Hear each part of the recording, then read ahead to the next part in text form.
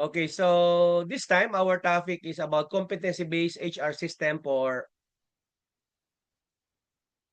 competency-based HR system in the Philippine public administration. Okay, so competency-based human resource system have become a cornerstone of modern public administration, shifting the focus from tenure and position titles to the actual skills, behaviors, and capabilities required to deliver effective public service. In government institutions, where mandates are complex and accountability to citizen is paramount, uh, competency-based system help ensures that right people are placed in the right roles with clearly defined expectation. This system support meritocracy, no? Professionalism, and transparency across recruitment, development, no? Performance management, and promotion.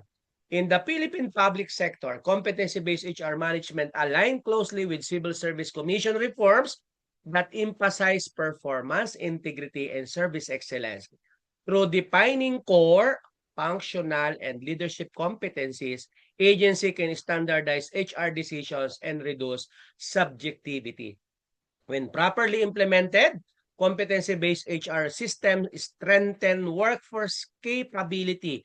It can support succession planning and it can improve institutional resilience and leadership transition and policy changes. At this point, we will give the presenter adequate time to discuss this principle or the principles, the frameworks, and tools of competency-based HR system in public administration. The presenter will explain how competencies are identified, assessed, and applied across HR functions, as well as shared practical example, implementation challenges, and best practices within government agency. Go ahead. Thank you, Dean. So let me proceed with the second part of my report, which is the competency-based HR systems in the Philippine public administration.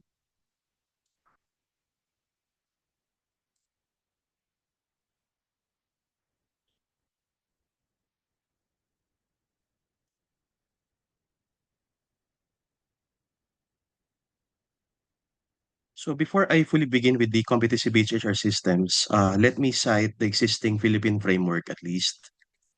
So among other things, among others, no, there are at least three or four. So let me highlight the first one, which is the competency-based recruitment and qualification standards, or CBRQS, of the Civil Service Commission. Second is the PCCF, or Philippine Civil Service Competency Framework. The third is the CES, or Career Executive Service Core Competency Framework. Last is the SPMS as the as the National Performance Management Backbone. So these frameworks are aimed to actually standardize merit. No, we've heard a while ago the meritocracy part, and even in my earlier presentation. So in the next slides, we're actually be highlighting a lot of this to ensure na meritocracy yung isa sa main topics, no, nung kaya nga competency based for the HR practices across agencies. So let us first define the competency based HR systems. So basically, it should align all HR functions clearly.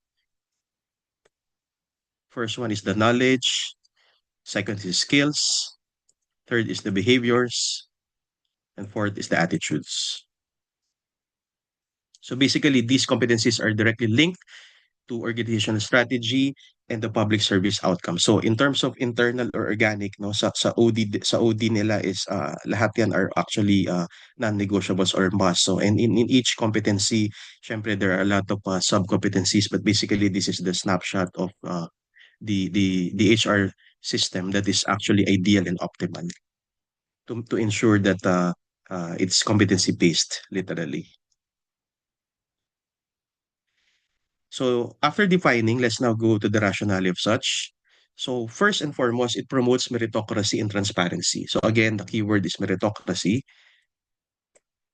Second part is it enhances objectivity in HR decisions. So basically or technically, the decisions are guided, no, not subjective. So objectivity would be uh, the main criteria or main factor And obviously, in the process, it improves workforce capability and performance, not only for individuals, but the respective department sections and all the functioning mechanisms of each and every office.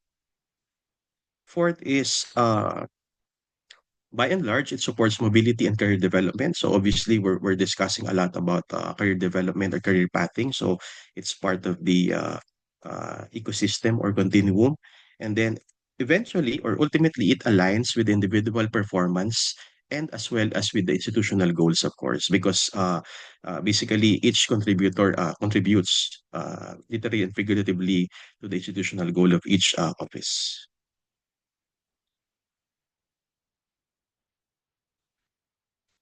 So I'll skip this part. Uh,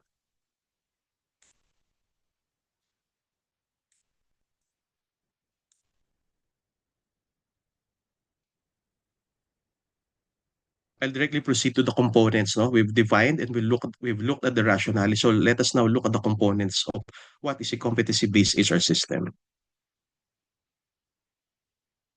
So the first part is the recruitment and selection.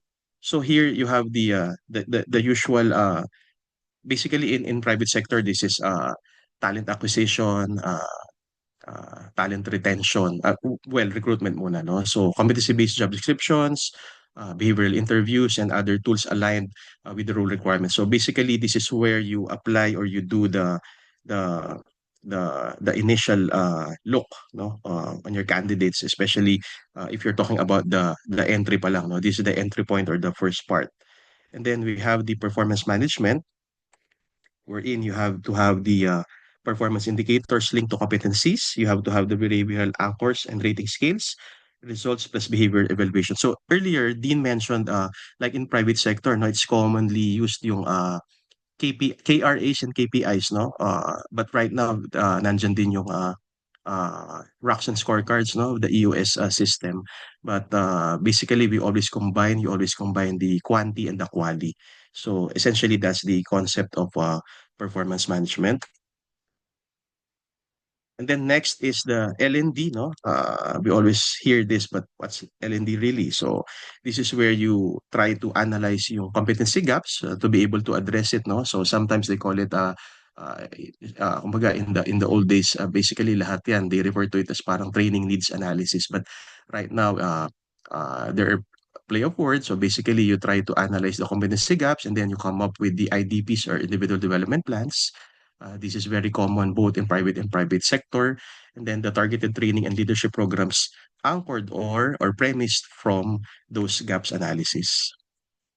And then you have the career and succession management. So this is where you look at the career paths based on the competency, mastery, and well, the actual need of the organization, and then the pathing of each individual. So dyan din papasok, yung topic na natin kanina na promotion based on readiness, not tenure alone. So because the overall competent, no, HR system actually tries to veer away from the usual connotation of seniority and tenure. So you now promote based on readiness, no, not on age, not on tenure.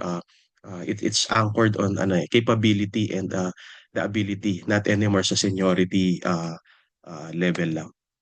Then you have to have, of course, the reward systems or AKA rewards and recognition.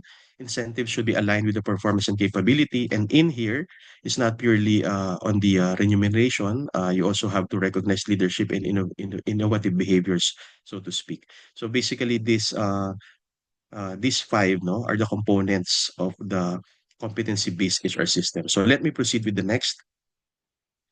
So, because I've had these two topics, so let us integrate now the hypo and the competency-based HR systems. I'll try to merge and reconcile the two topics.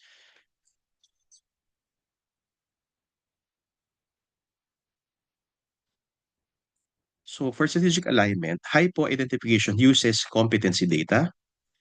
Leadership pipeline, which is part two of my first report, is competency-driven. Succession planning informed by validated assessment. So we've mentioned a while ago, there are tools that are being used that are to be used to validate or verify readiness, capability, ability, etc. So what is the benefit of integrating the two concepts or two topics? So By doing so, you have a stronger leadership continuity. Number two is reduced politicization of appointments. So basically, you will notice this addresses the concerns that I mentioned in my earlier slides, like what are the challenges. So the benefits of the integration tries to address the challenges or weaknesses which I presented earlier. And then more importantly, in a bigger picture also, it improved institutional performance of the office. And then in a much bigger picture pa, you have the enhanced public trust because people in government, no, they are always in the microscope. So at least parang ano yan perception management. So at least hindi lang siya perception management, internally you have it parang concretized. Effect na lang yung enhanced public trust.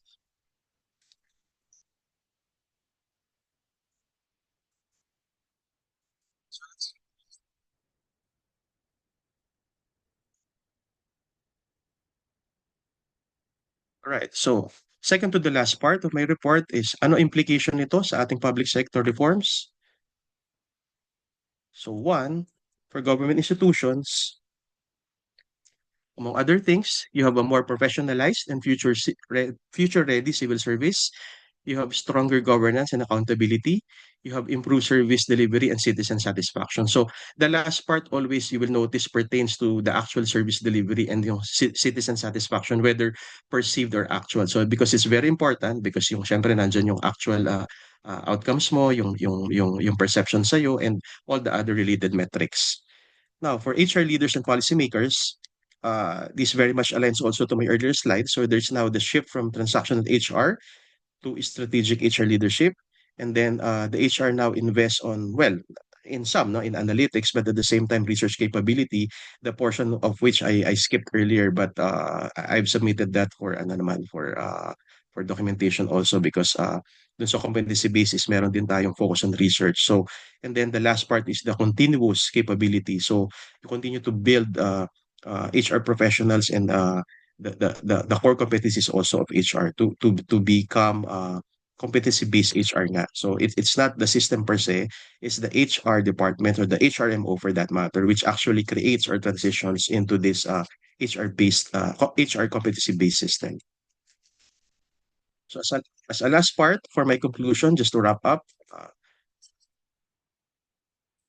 number one, the HIPO identification and leadership pipeline are strategic imperatives for modern civil service systems. So, gone are the days wherein yun nga, seniority and tenure alone would do the trick. So, the key word here is yung imperative na siya, no? So, to literally also modernize the civil service systems. Otherwise, it will always be seen as parang old school, medyo Jurassic na, etc. So, it's part of the ano rin transformation. Two is competency-based HR systems provide the scientific and ethical foundation for merit-based public administration. So, so that it is beyond question. There are now basis for everything that is being discussed or decided upon. Three is it promotes again four items which I mentioned both in my first and second report. So agility, accountability, and citizen-centric dapat siya. And then of equal importance, hindi siya flash in the pan, hindi siya chamba, hindi siya pa isa-isa lang. So it must be and it should be sustainable. And lastly, maybe just to close, no, very relevant to our topic and our subject per se. So advanced HRM is no longer optional. It is actually central to effective governance. So both in public and private sectors. So just for references, the following were used for the details. Thank you very much. Dean? Okay, so thank you so much. Competency-based HR system starts with a clear and shared understanding of what is truly required to perform its roles effectively, rather than relying only on job titles or generic job descriptions. So agencies define core competencies such as integrity, accountability, and commitment to public service. No?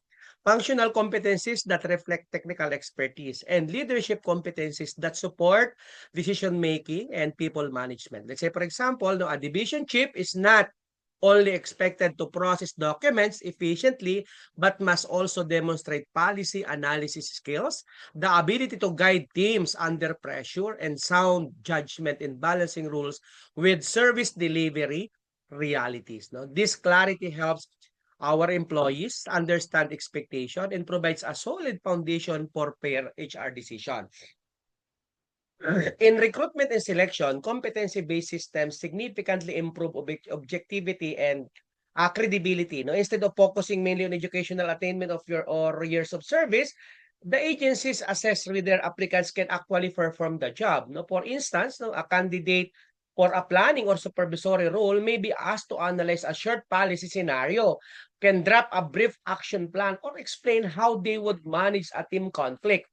Competency-based interviews allow hiring panels to assess communication skills, ethical reasoning, and problem-solving abilities, no? Reducing bias and ensuring that appointments are based on demonstrated capability rather than seniority alone, as I mentioned earlier. So performance management also becomes more meaningful when competencies are embedded in the evaluation system, no?